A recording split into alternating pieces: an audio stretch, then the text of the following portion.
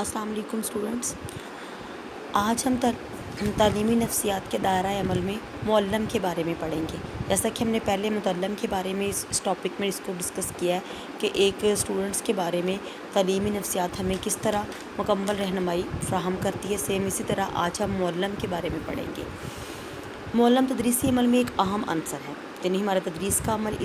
इस पर्सन के बगैर कंप्लीट नहीं है। एक कामयाब मुअल्लम के लिए तलबा से तामीरी ताल्लुकात उस्तवार करना उतना ही ज़रूरी है जितना कि पढ़ाने से पहले नफ्स मज़मून की तैयारी। यानी जिस तरह एक टीचर के लिए अपने मज़मून को अच्छे तरीके से तैयार करके उसको पढ़ाने की ज़रूरत होती है, यानी उसे अपने सब्जेक्ट पे मुकम्मल कमांड होनी चाहिए। सेम इसी तरीके से उसे स्टूडेंट के साथ उसके जो रिलेशंस हैं, उसके जो आपस के उनके ताल्लुकात हैं, वो एक अच्छे तरीके से उस्तवार होने चाहिए, यानी उनके अंदर कोऑर्डिनेशन बहुत अच्छी होनी चाहिए। तालीमी नफ्सियात दरस तदरीस के इस मरकज़ी पहलू की अहमियत वाज़ह की है कि तलबा और असातिज़ा के मबैन खुशगवार ताल्लुकात कायम करने के लिए नहायत मौसर तरीके बताए हैं। वो तालीमी नफ्सियात के ज़रिए हमें बताए जाते हैं कि खुशगवार ताल्लुकात टीचर स्टूडेंट के दरमियान किस तरीके से कामयाब वो बनाए जा सकते हैं या उनको मज़ीद आगे लेके जाया जा सकता है। खुशगवार तालीमी माहौल कायम करने के लिए ज़रूरी है कि मुअल्लिम जिस तरह अपने मज़मून को समझता है, अपनी जमात के बच्चों को भी उसी तरीके से समझे, यानी बच्चों की प्रॉब्लम्स को डिस्कस करे, उनके साथ उनकी जो नफ्सियाती प्रॉब्लम्स उनके साथ चल रही हैं उनको समझे और फिर उसके मुताबिक उनको तालीम दे। बच्चों की बालिदगी और नशोनुमा के असूल, मख्फी सलाहियतों यानी उनकी जो छुपी हुई सलाहियतें हैं उनको उभारे, इनफरादी इख्तिलाफ़ात उनके बारे में मुकम्मल इन्फॉर्मेशन होनी चाहिए। रुझानात और मेलानात बच्चों के क्या हैं कि वो क्या पढ़ना चाह रहे हैं, किस तरफ उनका ज़हन जा रहा है, एहतियाजात और ख्वाहिशात से वाकिफ़ हो, यानी उनकी ज़रूरतें और ख्वाहिशात क्या हैं उनसे टीचर को मुकम्मल वाकिफ़ होना चाहिए कि इन्हें ताल्लुम के अमल में इस्तेमाल करके खातिर खा नतीजे हासिल कर सके, क्योंकि इन तमाम चीज़ों को वो जान के ही ताल्लुम के बारे में एक अच्छा रिज़ल्ट और एक अच्छी इन्फॉर्मेशन प्रोवाइड कर सकता है। तो ये सारी वो चीज़ें हैं जो एक मुअल्लिम के लिए जानना ज़रूरी हैं और ये तमाम चीज़ें तालीमी नफ्सियात के ज़रिए मुअल्लिम तक पहुँचाई जाती हैं या पहुँचती हैं। इसके बाद नेक्स्ट टॉपिक हमारा आ जाता है इसमें ताल्लुम। अब देखना है कि ताल्लुम क्या है।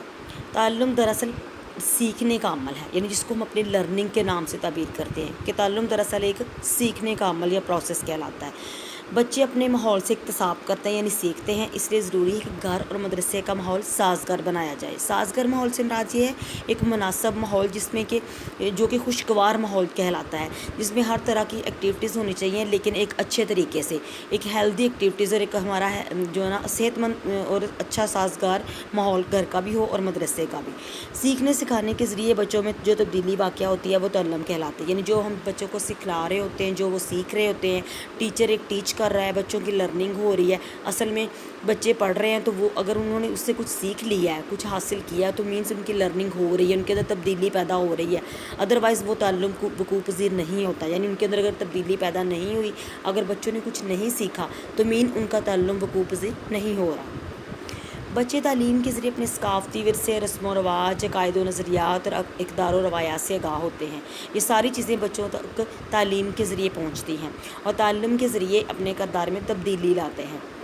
यानी ताल्लुम के ज़रिए बच्चों को ये पता चलता है कि उन्होंने अपने पर्सनैलिटी में, अपने किरदार में किन चीज़ों को रखना है और किन चीज़ों को ख़त्म करना है। बच्चों में किरदारी तब्दीली लाने के लिए ज़रूरी है कि तब्दीली के अहदाफ और मकासद का तयन कर लिया जाए, यानी हम पहले से तय कर लें कि हमने क्या हासिल करना है और किन चीज़ों की तरफ नहीं जाना। यानी जो चीज़ें आप बच्चे की पर्सनैलिटी में डेवलप करना चाह रहे हैं, बच्चों को उनकी तरफ ही लेकर जाएँ।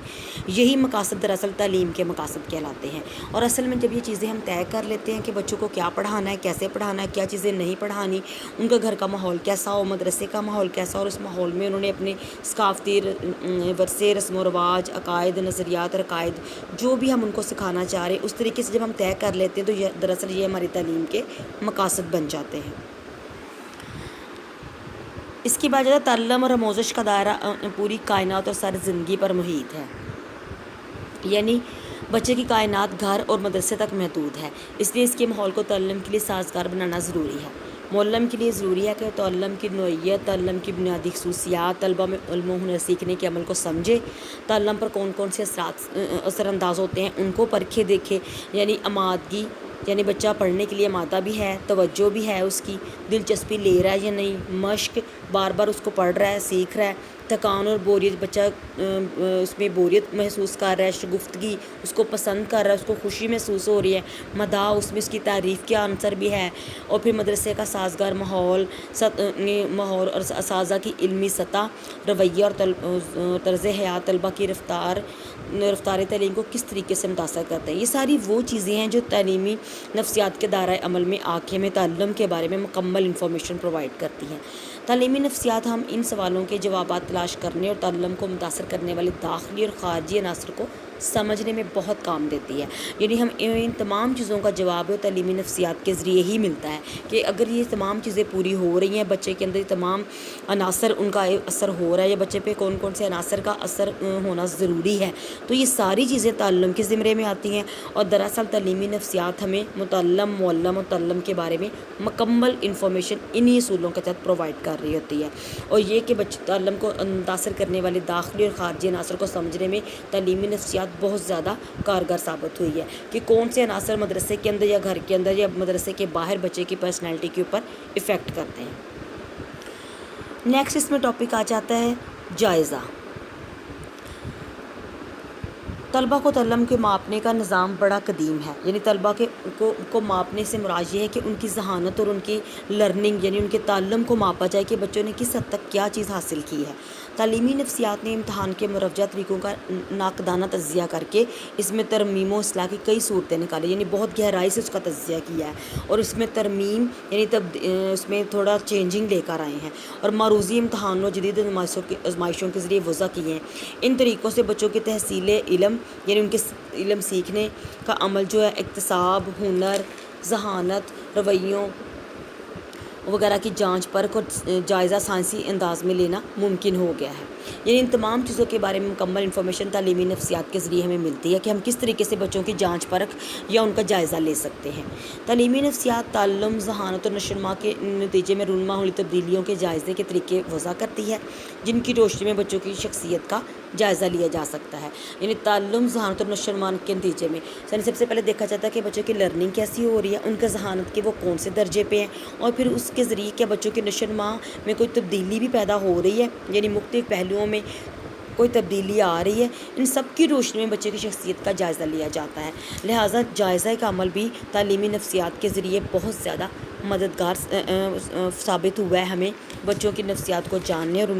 ان کی لرننگ کروانے کے لحاظ سے۔ لہٰذا متعلم، معلم، تعلم اور جائزہ یہ سب تعلیمی نفسیات کے دائرہ عمل کے عناصر ہیں اور ان کے وسعت میں آ جاتے ہیں، اور اس کے ذریعے ہم یہ دیکھتے ہیں کہ بچوں نے کس حد تک ان چیزوں سے فائدہ اٹھایا ہے۔